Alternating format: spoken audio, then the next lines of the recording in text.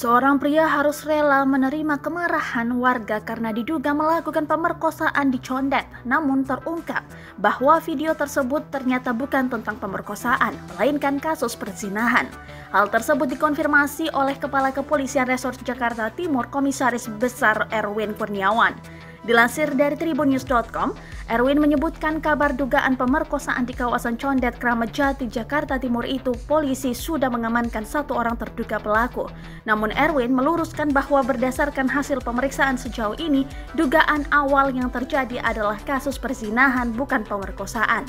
Bahkan lanjut Erwin, korban telah mengakui hal tersebut kepada suaminya.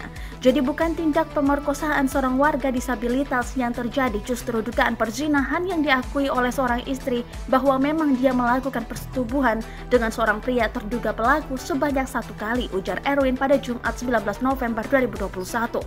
Karena hal tersebut, warga menggeruduk rumah terduga pelaku perzinahan dan Erwin mengatakan istri yang bersangkutan telah membuat pernyataan hitam di atas putih di depan suaminya. Dugaan perzinahan ini diketahui polisi usai sang suami korban membuat laporan resmi ke Polres Metro Jakarta Timur kemarin malam. Menurut Erwin, pelaku mengakui hal itu dan menyebut persetubuhan yang ia lakukan dengan korban atas dasar suka sama suka.